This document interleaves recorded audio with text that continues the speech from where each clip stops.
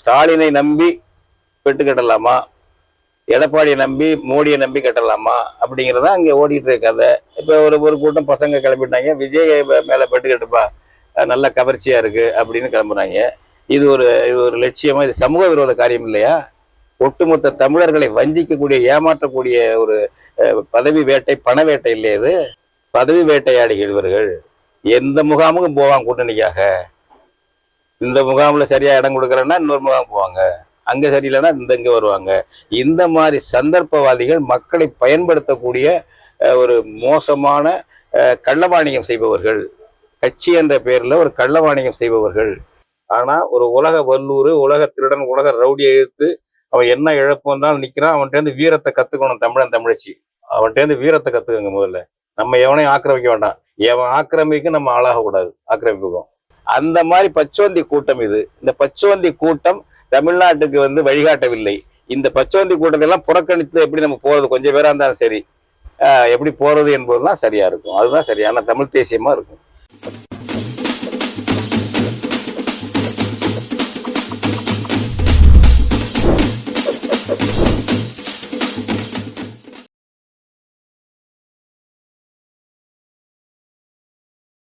தமிழ் தேசிய பேரியக்கம் இந்த முறை தேர்தலில் வாக்களிப்பதுன்னு முடிவெடுத்து நாம் தமிழர் கட்சி ஆதரிக்கிறோம்னு சொல்லியிருக்கிறீங்க. பரப்புரையும் செய்வோம்னு சொல்லியிருக்கீங்க. ஆனால் தமிழ்நாட்டுடைய தேர்தல் அரசியல் என்பது பெரும்பாலும் கூட்டணிகள் தான் தீர்மானிக்குது. இப்ப திமுக நெருக்கி 5 முறை ஆட்சியில் அமர்ந்த திமுக இப்ப 24 கட்சிகளோடு கூட்டணியில இருக்கு. இப்ப அதிமுகவும் அப்படியான கூட்டணி அமைக்குது. இப்ப ஏற்கனவே விடுதலை சிறுத்தைகள் கட்சி திருமாவளவன் நாம் தமிழர் மீது வைக்கிறப்ப, நீ கூட்டணி வைக்காம என்ன சாதிக்க போற, நீ என்ன கிளிப்பணி, ஒரு சட்டமன்றத்துக்குள்ளார போனால்தான், அந்த அதிகாரத்தை பெற்றால்தான் இது பண்ண முடியுறாங்க. இப்படி கூட்டணி அரசியல் இருந்தால் மட்டும்தான் இதற்கான வாய்ப்பு இருக்கா? நீங்க என்ன கருதுறீங்க நீங்க கூட்டணிகள் பற்றி? அதான் இப்படி சொல்றவங்களுக்கு கொள்கைகள் பற்றி கவலை இல்லை. ஏன்னா அவர்களுக்கு கொள்கை இல்லை. எப்படி மக்களை மயக்கி ஆளை வசப்படுத்தலாம், வாக்குகளை வசப்படுத்தலாம் என்பதுதான் அவங்க சொல்ற உத்தி. லட்சியம், கொள்கை, இது தவறு அது தவறு அப்படின்னு பேச வாதமே இல்லை. சீரழிவுகள் எவ்வளவு வந்துருச்சு பாருங்க. சீரழிவுகள் எவ்வளவு மோசமா வந்துருச்சு. கூட்டணி தான் பகிரங்க போயிடறாங்க. இதுக்கெல்லாம் என்ன காரணம்? நம்ம மக்கள், இந்த ஆட்கள் பேசுற ஆட்கள்லாம் லட்சியம் இல்லாத நபர்கள், பதவி வேட்டையாடிகள் இவர்கள். எந்த முகாமுக்கும் போவாங்க கூட்டணிக்காக. இந்த முகாமில் சரியா இடம் கொடுக்குறேன்னா இன்னொரு முகாம் போவாங்க, அங்கே சரியில்லைன்னா இங்கே வருவாங்க. இந்த மாதிரி சந்தர்ப்பவாதிகள் மக்களை பயன்படுத்தக்கூடிய ஒரு மோசமான கள்ளவாணிகம் செய்பவர்கள், கட்சி என்ற பேரில் ஒரு கள்ளவாணிகம் செய்பவர்கள் என்பதை மக்கள் புரிஞ்சுக்க மாட்டாங்க. தமிழ்நாட்டில் இது நமக்கு செல்வாக்க குறைக்கும், நம்மளை அடையாளம் பண்ணுவாங்க, நம்முடைய அந்தரங்க லட்சியத்தை அம்பலப்படுத்தி விடும் அப்படிங்கிறது பயம் இல்லை இந்த ஆட்களுக்கு. அப்போ நம்ம மக்கள் தான் திருந்தணும். லட்சியம் இல்லாத ஏன் கூட்டு வைக்கிற, கொள்கை இல்லாத ஏன் கூட்ட, கட்சியை ஏன் வைக்கிற, கொள்கை இல்லாத எது கட்சி வைக்கிற, என்ன கொள்கைக்காக போராடிக்கிட்டு இருக்க, நீங்கள்லாம் என்ன பண்ணிவிட்டாங்க அந்த கட்சிகள்லாம். அதனால மக்களை மயக்கும் ஆற்றல் யாராருக்கு இருக்கு, அவங்களோட சேருவோம். அதாவது மக்களை அப்படியே தன்னுடைய ஆட்களாக வச்சிருக்கக்கூடிய ஆற்றல் திமுகவுக்கு இருக்கா? 50 வருஷம் 60 வருஷமா அந்த முகாம் அப்படியே வச்சிருக்கக்கூடிய ஆற்றல் சக்தி அது திமுக இருக்கா, அதிமுக இருக்கா, அவ்வளவு இருக்கா, இல்லை புதுசாக ஆற்றல் இருக்கு அப்படின்னு பார்க்கறது என்பது லட்சியம் இல்லாத ஒரு மக்களை வஞ்சிக்கும், மக்களை மோசடி செய்து மக்களை ஏமாற்றி வாக்கு வாங்கக்கூடிய சூழ்ச்சி அது. அப்படிப்பட்ட சூழ்ச்சியில் இறங்கி இருக்கிற நபர்கள் இதெல்லாம் பேசுகிறார்கள். கூட்டணி இப்ப கட்சிகளோடு கூட்டணி இல்லாமல் தேர்தலை சந்தித்து இப்ப சட்டமன்றத்தில் பெரும்பான்மை இடங்கள் பெறுவதற்குரிய வாய்ப்பு இருக்கா? வாய்ப்பு இருக்கா இல்லையா என்பதை விட, வாய்ப்பு இருந்தால்தான் நான் உண்மையை பேசுவேன், வாய்ப்பு இருந்தால்தான் உரிமையை பேசுவேன் என்று சொல்வது நியாயமா, லட்சியமா? அது உண்மை என்பதற்காக பேசணும், உரிமை என்பதற்காக கேட்கணும். எல்லாரும் பல பேர் வந்தாலும் சரி, இல்லை நம்ம கொஞ்சம் பேர் இருந்தாலும் சரி, உரிமையா பேசணும். அப்படிங்கிற உரிமை, லட்சியம் அதை பத்தி இல்லாம வாய்ப்பு இருக்கான்னா நீ என்ன இது வியாபாரம் பண்ண போற? மார்க்கெட் இருக்கா அந்த பொருளுக்கு? இந்த ஊர்ல மார்க்கெட் இருக்கா? வட தமிழ்நாட்டில் மார்க்கெட் இருக்கா? தென் தமிழ்நாட்டில் மார்க்கெட் இருக்கா? மேல மார்க்கெட் இருக்கான்னு பார்ப்பாங்க பாருங்க, கம்பெனிகள், வியாபார கம்பெனிகள். அது மாதிரி அரசியலை மாற்றிவிட்ட அந்த கூட்டங்கள் இது. அதனால வாய்ப்பு இருக்கான்னு கேட்கறதே, உங்கள்கிட்ட லட்சியம் இருக்கான்னு நான் கேட்கறேன். திருப்பி வாய்ப்பு இருக்கான்னு எங்களை கேட்குறீங்கல்ல, உங்கள்கிட்ட லட்சியம் இருக்கு. அதாவது சொல்லக்கூடிய லட்சியம், உன் கூட்டணிக்குள்ளேயும் லட்சியம், பொது லட்சியம் கிடையாது. கடந்த காலங்களில் பொது லட்சியம் ஒன்று வைப்பாங்க, அதை பற்றிலாம் இப்போ கவலையே இல்லை. இங்கிட்டு வேணா இங்கே சரியா வரல, மதிக்கலன்னா அடுத்த கூட்டணிக்கு போக ரெடியா இருக்காங்க. அது மாதிரி நடந்துகிட்டு இருக்கு. அந்த மாதிரி பச்சோந்தி கூட்டம் இது. இந்த பச்சோந்தி கூட்டம் தமிழ்நாட்டுக்கு வந்து வழிகாட்டவில்லை.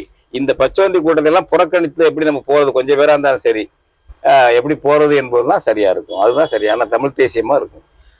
கடந்த காலங்களில் தமிழ்நாட்டில் நடந்த சட்டமன்றத்துல பாத்தீங்கன்னா திமுக அதிமுகவுக்கு மாற்றாக வந்து மக்கள் நல கூட்டணின்னு உருவாக்குனாங்க. அதுல வந்து விடுதலை சிறுத்தைகள், இடதுசாரி கட்சியான சிபிஐ, சிபிஎம், தேமுதிக இருந்தது. இப்ப இந்த தேமுதிக உட்பட இந்த எல்லா கட்சிகளுமே திமுகவுடைய கூட்டணிக்குள்ளார வந்தது. இதை பற்றி நீங்க என்ன? அதான் எங்க யாரை அண்டி நின்னோம்னாக்கா நமக்கு 2 பிச்சை கிடைக்கும், ஓட்டு பிச்சை கிடைக்கும்னு நினைச்சு போறதுதான். வேற என்ன? வாக்கு பிச்சை யார் மூலம் எடுப்பது என்பதுதான். இப்ப வந்து நீங்க என்ன இப்ப கேக்குறீங்க, தமிழ் சீமான் தனியா நிக்கிறாரு, நாம் தமிழ் ஏன் தனியா நிக்கிறாரு? அவங்க தமிழ் தேசியம் சொல்றாங்க, லட்சியம் நிக்கிறாங்க. இன்னைக்கு இந்த தேர்தலில் அதை உறுதியா நிக்கிறாங்க. அது மாதிரி அவங்கவுங்களும் அவங்களுக்கு ஒரு லட்சியம் வந்து அது நிக்கணும். அந்த லட்சியத்துல ஒரு பொதுத்தன்மை இருந்தா சேர்ந்துக்கங்க, யார் வேண்டாங்கிறாங்க? அந்த லட்சியத்துல பொதுத்தன்மைங்கிறத பத்தி லட்சியமே இல்லை, அப்புறம் பொதுத்தன்மை என்ன இருக்கு? பொதுத்தன்மை எப்படி சுருட்டலாம்? யாருக்கு மார்க்கெட்? ஸ்டாலினை நம்பி பெட்டு கட்டலாமா, எடப்பாடியை நம்பி மோடியை நம்பி கட்டலாமா அப்படிங்கிறதா அங்கே ஓடிட்டு இருக்காத. இப்போ ஒரு கூட்டம் பசங்க கிளம்பிட்டாங்க, விஜய் மேல பெட்டு கட்டுப்பா, நல்ல கவர்ச்சியா இருக்கு அப்படின்னு கிளம்புறாங்க. இது ஒரு லட்சியமா? இது சமூக விரோத காரியம் இல்லையா? ஒட்டுமொத்த தமிழர்களை வஞ்சிக்கக்கூடிய, ஏமாற்றக்கூடிய ஒரு பதவி வேட்டை, பண வேட்டை இல்லையா இது? இப்ப திமுக கூட்டணியில பாத்தீங்கன்னா கடந்த முறை அவங்க சட்டமன்ற தேர்தலில் அவங்க கூட்டணியோடு ஏற்பட்ட அந்த உடன்பாடை விட இப்ப குறைவான சீட்டுகள் வாங்கிக்கிட்டு வந்து இப்ப இந்திய கம்யூனிஸ்ட் கட்சி போன்ற கட்சிகள் நிற்கிறாங்க. அதை பற்றி நீங்க என்ன? அது அவங்க விருப்பங்க. குறைவா வாங்குறாங்க, இன்னும் குறைச்சிக்கிறாங்க, போறாங்க. நம்ம அதில் போய் தலையிடணும்? அவங்களுக்கு இன்னும் கூட வாங்கிறாங்க, குறைச்சி வாங்கிறாங்க, அவங்களுடைய சொந்த விஷயம், அவங்க கட்சிக்குள்ள விஷயம். இந்த தேர்தலில் இப்ப இந்த தேர்தலில் வந்துட்டு தமிழ்நாட்டுடைய உரிமைகள் இப்ப நெருக்கி பாத்தீங்கன்னா இப்ப 2009க்கு பிறகு ஒரு இணை எழுச்சிருக்கின்றீங்க. இப்ப நீங்களே தொடர்ச்சியா சொல்வது போல மக்கள் திரள் அரசியல் வந்து மேலோங்கி இருக்கு. ஸ்டெர்லைட் போன்றவை வந்து மக்கள் போராட்டத்தினால மூடப்பட்டிருக்கு. இப்ப மீத்தேன் தடுக்கப்பட்டிருக்கு. இப்ப இதை முதன்மையாக வைத்து இப்ப நாம் தமிழர் நிற்குது. இப்ப இது கடந்த முறை பெற்ற விட வாக்குகளும் கூட வாங்கி சட்டசபைக்குள்ள போகிறதுக்குரிய வாய்ப்பு இருக்கு நீங்க கருதுறீங்களா? வாய்ப்பு இருக்குன்னு கருதுறோம். வாய்ப்பு இருக்கு, வாக்குகள் கூடுதலாக வர்றதுக்கு வாய்ப்பு இருக்கு. ஏன்னா இது வரைக்கும் வந்தது வந்து அவங்களுக்கு வாக்குகள் உயர்ந்துகிட்டே வந்திருக்கு. அது மாதிரி இப்போ பல பையங்க, ஆண்கள், பெண்கள் பேசிக்கிறது, போகிறது, வர்றது, அவங்க மாநாட்டுக்கு திரள்ற கூட்டம், ஒரு தற்சார்பாக ஒரு கூட்டணி இல்லாமல் செய்கிற ஒரு ஆளுக்கு இவ்வளவு பெரிய விஷயம் வர்றது. இப்போ திமுக அதிமுக அது வந்து கோடீஸ்வரர்களுடைய கூடாரம், அது எவ்வளவு செலவு பண்ணி பண்ணும். இந்த மாதிரி பணம் கொடுக்கறது, ஆட்களை கூட்டி வர்ற செட், அதெல்லாம் கூட்டங்களுக்கு. அது மாதிரி பணம் கொடுத்து கூப்பிடாம இன்னைக்கு நாம் தமிழர் கட்சிக்கு பிள்ளைகள்லாம் வர்றாங்க, அவங்க இஷ்டத்துக்கு வர்றாங்க. அந்த மாதிரி இப்போ அதுபோல் இவருக்கும் வர்றாங்க, விஜய்க்கும் வர்றாங்க. அதில் ஒன்றும் நம்ம இட்டுக்கட்டி யாரையும் பேசலை. அவர் பணம் கொடுத்து கூட சொல்ல முடியாது. ஒரு கவர்ச்சியில் வருது, அது பிழையான ஒரு திரை கவர்ச்சியில் வருது, தானாக வருது அந்த கூட்டம். கொள்கை கவர்ச்சி, லட்சிய கவர்ச்சியில் நாம் தமிழருக்கு வருது. இவர் வைக்கிறது இந்த இந்திய தேசியவாத கட்சிகளோடு இல்லை, இந்த திராவிட கூட்டத்தோடும் இல்லை, தனியாக ஒரு பார்த்து தமிழ் தேசியம்னு நிற்கிறாரு, தொடர்ந்து நின்றுட்டு வர்றாரு. இதில் ஈர்ப்பாகி இன்னைக்கு ஆண்கள், பெண்கள், பெரியவர்கள், இளைஞர்கள் எல்லாரும் வருவது என்பது வரவேற்கக்கூடியது. அது அதிகப்பட்டு தான் இது வரைக்கும் வந்திருக்கு. இந்த தேர்தலையே அது கூடுதலான நல்ல வாய்ப்புகளை கொடுக்கும் தான் நான் நினைக்கிறேன். இப்ப இந்த ஈரான் மீதான அமெரிக்க இஸ்ரேல் தாக்குதல் என்பது நெருக்கி ஏறக்குறைய ஒரு உலக போராக மாறக்கூடிய ஒரு அச்சத்தை உருவாக்கி இருக்கு. ஆனால் இதன் பின்னணியில வந்துட்டு இப்ப அமெரிக்க ஈரான் வெளியுறவுத்துறை அமைச்சர் அப்பாஸ் அராக்சி என்பவர், நாங்கள் வந்து இந்த போரை நிறுத்த போறதில்ல, அமெரிக்காவினுடைய பொருளாதார நலன்களை எதிரான போர் இது, அமெரிக்க தளங்களை தான் நாங்கள் வந்து இது பண்றோம், நாங்கள் ஒருபோதும் பின்வாங்க போறதில்ல, தெஹ்ரான் வந்து அதுக்கு தயாரா இருக்குன்னு சொல்லி அறிவிச்சிருக்காரு. இதை நீங்க எப்படி? வரவேற்க வேண்டியது, பாராட்ட வேண்டிய ஒன்று. அவங்களுடைய ஈரான் மக்களுடைய, ஈரான் ஆட்சியாளருடைய துணிச்சல் வந்து இன்னும் எவ்வளவு பெரிய தளபதிகளை, எவ்வளவு தலைவர்களை அழித்தாலும் அடுத்தடுத்த தலைமுறை, அடுத்தடுத்து இருக்கிற வரிசை மக்கள், தலைவர்கள் போராடுவோம் என்று உறுதியோடு இருக்காங்க. அது எல்லாருக்கும் ஒரு நல்ல பாடம், படிப்பினை. அதை கற்றுக்கணும் நம்ம தமிழர்கள். அதுல உறுதிய ஒரு லட்சியம்னு இருக்கும்போது அவன் நாட்டை, ஒரு இனத்தை பாதுகாக்க அவன் நிற்கிறான். அது மிக முக்கியமானது. அது பாராட்ட வேண்டிய ஒரு செய்தி. அது இந்த போர் ஏற்படுத்துகின்ற அழிவுகள் என்பது வந்து யார் ஏற்படுத்துறது? இப்ப போற அழிவு நிறுத்தணும்னாக்க ட்ரம்புக்கு, அவன் நெதன்யாகு 2 பேருக்கு நான் அடிமையாகிறேன்னு சொன்னா தான் நிறுத்துவான் அவன். அதனால ஈரானை அழிச்சிட்டு, அது லெபனான், ஏமன் இதெல்லாம் அழிச்சிட்டு உலகம் அமைதியா இருக்கணும்னு போக சொல்றதா? அப்படின்னா சொல்லுங்க. அவன் என்ன சொல்றான்? 2 ரவுடி சரணடைஞ்சு என்ன கிட்ட கிட்டுறாங்கன்னா அவன் இஷ்டத்துக்கு ஒரு மாநிலம் மாற்றிக்குவான் அதை. ஈரான் இப்போ அவங்க பாலஸ்தீனத்தை காசாக மாற்றினங்கிறாலும் தனியாக ஒரு நேரடி கட்டுப்பாட்டில் அமெரிக்க கட்டுப்பாட்டில் உள்ள ஒரு மாநிலம் மாற்றுறாங்க. ரவுடி சொல்கிறான் ட்ரம்ப்பு. அது மாதிரி ஈரானையும் மாற்ற வருவான் அடுத்தாப்புல. ஏன்னா முதல்ல அவன் வந்து வெனிசுவேலா வந்து அடுத்து கியூபாவில் கடத்த சொல்கிறான்ல. ஒரு சர்வதேச ரவுடி இப்படி சொல்லிக்கிட்டு இருக்கான். எல்லாரும் அவன் மேலே கோவப்படணுமே தவிர ஈரான் போராட்ட சரணடை சொல்கிறீங்களா? ஈரானுக்கு சல்யூட் அடிங்க. அவங்க ஆட்சி முறை வீரர்களாம், அவங்க கொள்கை வீரர்களாம். ஆனா ஒரு உலக வல்லூர், உலக திருடன், உலக ரவுடியை எதிர்த்து அவன் என்ன இழப்பு வந்தாலும் நிக்கிறான். அவன்கிட்ட இருந்து வீரத்தை கத்துக்கணும் தமிழன் தமிழச்சி. அவன்கிட்ட இருந்து வீரத்தை கத்துக்கங்க முதல்ல. நம்ம எவனையும் ஆக்கிரமிக்க வேண்டாம். எவன் ஆக்கிரமிக்க நம்ம ஆளாக கூடாது. ஆக்கிரமிப்புக்கும் இந்த வீரத்தை கத்துக்கணும். இப்ப நெருக்கி பாத்தீங்கன்னா இப்ப உலகத்துல வந்து பாலஸ்தீனத்திற்கு எதிரான போர் என்பது மிக நீண்ட காலமாக நடந்துகிட்டு இருக்கு. இப்ப உக்ரைன் மீது வந்து ரஷ்யாவுடைய போர் என்பது நடந்தது, ஒரு பெரிய அழிவுகளை உண்டு பண்ணுது. இப்ப இந்த ஈரான் போர், இவைகள் வந்து ஒரு இன மேலாதிக்கத்திற்காக நடைபெறுகின்றதா இல்ல பொருளாதார நலன்களுக்காக நடைபெறுகிறதா? இன மேலாதிக்கமும் பொருளாதார ஆதிக்கமும் சேர்ந்து இருக்கு. அது நம்பர் 1 இன ஆதிக்கம் தான். இன ஆதிக்கம்னா இப்ப அவங்க ஒரு அமெரிக்காக்காரன் கூட நாங்கெல்லாம் பழைய ஐரோப்பிய இனம் தாங்கிறான். வந்து அவங்க வெளியுறவு அமைச்சர் போய் மூனிச்சில் பேசும்போது சொன்னாரு. அவன்லாம் அது மாதிரி சொல்லிட்டு இருக்காங்க. ரைட்டு. இப்போ அமெரிக்கம் உலகத்தை ஆள வேண்டியது இல்லை அமெரிக்கா தான் என்று உலகம் பூரா வேட்டையாடி வந்திருக்கான். எந்த நாட்டோட நல்லுறவு வச்சுருக்கான்? எல்லா நாடுகளோடும் வந்து பல நாடுகள் போய் ஆக்கிரமிச்சு அங்கேயே இராணுவத்தை இறக்கி, இப்போ லிபியாவாக இருக்கட்டும் அல்லது ஈராக்காக இருக்கட்டும், அந்த மாதிரி வியட்நாமாக இருக்கட்டும், ஆப்கானிஸ்தான் ஆகட்டும், எங்கே பண்ணாலும் சரி இராணுவத்தை அனுப்பி வேட்டையாடிட்டு இருக்க ஒரு வெறி பிடிச்ச காட்டு பிராண்டிகள் அமெரிக்காவில் ஆட்சித் தலைவர்களாக வர்றாங்க. அமெரிக்க நாடு அதுக்கு அந்த மக்களை ஆதரிக்கிறாங்க. அவன் வெறும் பொருளாதார வேட்டைக்கு மட்டுமல்ல, இன ஆதிக்கமாக அதில் இருக்குது.